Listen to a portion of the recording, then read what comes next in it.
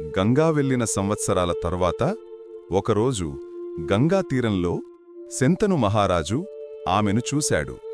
సత్యవతి, మత్స్యకారుల కుమార్తె, కాని రాజకుమారిలా సౌందర్యం. తన గుండె ఒక్క క్షణంలో మాయమయ్యింది. కాని ఆమె తండ్రి చెప్పిన ఒకే షరతు శంతనుని జీవితం మార్చేసింది. మా అమ్మాయి నుంచి పుట్టే బిడ్డే హస్తినాపురానికి రాజు కావాలి. ప్రేమ, రాజ్యం మధ్య చిక్కుకున్న శంతను నిశ్శబ్దంగా మౌనంలో కరిగిపోయాడు. ఈ నిశ్శబ్దం వెనక ఉన్న సత్యం దేవవ్రతుడి హృదయాన్ని పొడిచింది. అతను సత్యవతి తండ్రి ముందు నిలబడి ప్రపంచాన్ని కదిలించిన మాటలు అన్నాడు. రాజ్యం నాకు కాదు, పెళ్లి నాకు కాదు, నా జీవితం హస్తినాపురానికి అంకితం.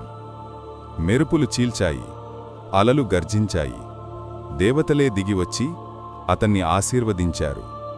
ఆ రోజు దేవవ్రతుడు కాదు, భీష్ముడు పుట్టాడు.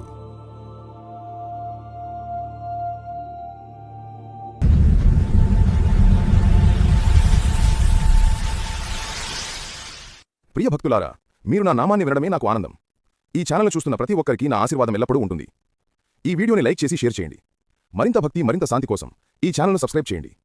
ఎల్లప్పుడూ మీతోనే ఉన్న మీ శ్రీకృష్ణుడు.